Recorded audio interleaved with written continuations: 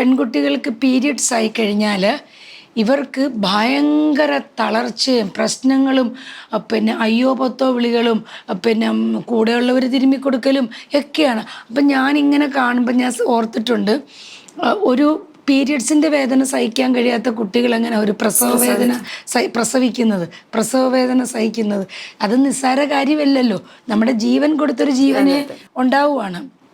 അപ്പോൾ ഒരു മൂക്കിപ്പനി വന്നു കഴിഞ്ഞാൽ ഷൂട്ടിങ് മുടക്കാൻ പറ്റുമോ, അല്ലെ അങ്ങനെയൊക്കെ ചിന്തിക്കുന്നവരുണ്ട്. അതിൽ വെച്ചിട്ട് നോക്കിക്കഴിഞ്ഞാൽ ഈ നാടക അഭിനയത്തിൽ ഒരുപാട് അനുഭവങ്ങൾ വന്നിട്ടുണ്ട്. അതുകൊണ്ട് ഞാൻ പല ജീവിതത്തിൽ പ്രതിസന്ധികൾ ഉണ്ടായപ്പോഴും എൻ്റെ ഈ വലത്തെ കാല് ലിഗമെൻ്റ് അടിച്ചതാണ്. ഒരടി എനിക്ക് നടക്കാൻ പറ്റില്ല. ഡോക്ടർ എന്നോട് റെസ്റ്റ് പറഞ്ഞിരിക്കുക. കാരണം കാല് വെക്കാൻ പറ്റില്ല, ബാത്റൂമിൽ പോകാൻ പറ്റില്ല. ബാത്റൂമിൽ പോകണേ നമ്മൾ ഇങ്ങനെ ഇരിക്കണം. ഇങ്ങനെ ഇരിക്കണമെങ്കിൽ ഈ കാല് കൊണ്ട് ഇങ്ങനെ ഇരിക്കാൻ പറ്റില്ല. അപ്പം നമ്മൾ ഈ കാല് ഇങ്ങനെ വെച്ചിട്ട് ഇങ്ങനെ ഇരിക്കാൻ പറ്റുള്ളൂ. നമുക്ക് ഈ കാല് കൊണ്ട് ഇരിക്കാൻ പറ്റില്ല.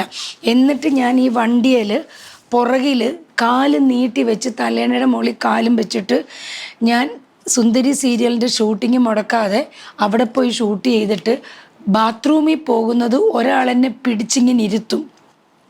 എന്നിട്ട് അവരിറങ്ങിപ്പോകും. അങ്ങനെ കണ്ണീന്ന് പൊന്നീച്ച പറഞ്ഞിട്ടാണ് ഞാൻ നിന്നിട്ടുള്ളത്.